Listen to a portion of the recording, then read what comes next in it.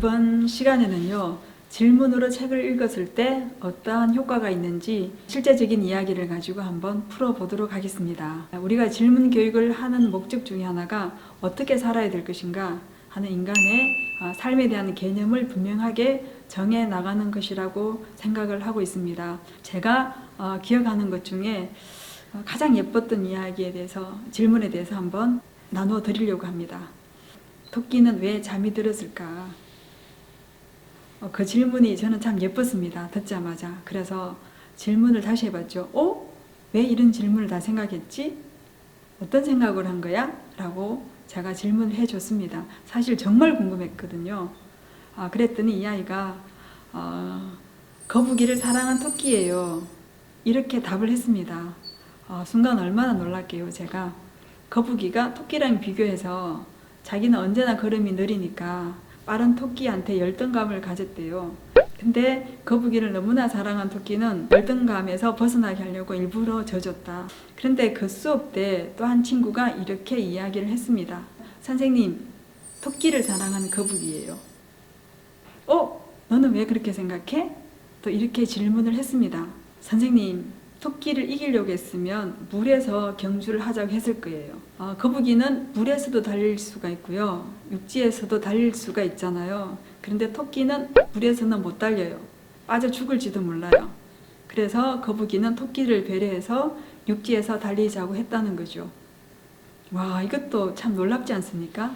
그런데 처음에 이 친구가 바로 그런 아이디어를 못 떠올렸을 거라고 생각을 합니다.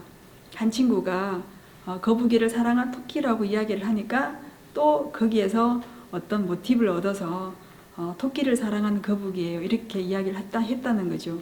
그러니까 혼자 공부했을 때보다 함께 했을 때 이 두뇌의 깨움이 더 많이 일어나서요. 창의력이 커진다는 거죠. 아이들의 생각을 보게 되면요. 다른 사람을 설득시킬 만한 논리가 분명합니다. 그래서 꼭 부탁을 하는 말이 있습니다. 아이들을 만날 때는 머릿속을 하얀 도화지로 만들어라. 그래서 아이들이 그리는 생각들 혹은 많은 아이디어들, 질문들을 그대로 받아 적어봤으면 좋겠다. 우리가 이미 답을 다 그려가지고 간다면 아이들의 생각을 절대로 받아들일 수가 없을 것이다.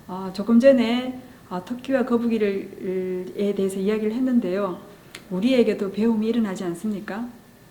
아이들의 눈을 통해서요. 또 아이들의 생각을 통해서 우리가 더 많은 배움이 일어난다는 것을 충분히 아셨으리라고 생각을 합니다. 자, 어떻습니까? 한국인이 가진 힘을 알게 된다고 하는 것은요. 바로 우리 아이들이 가진 강점을 먼저 발견하는 것과도 같습니다.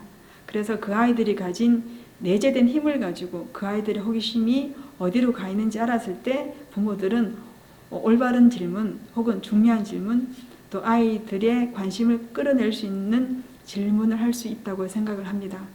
이렇게 하려면 우리가 잘 질문을 해줘야 되고요. 신뢰를 바탕으로 한 부모-자녀 관계가 되어야 된다고 생각을 합니다. 그러한 재미있고 행복한 가정이 되었으면 좋겠습니다.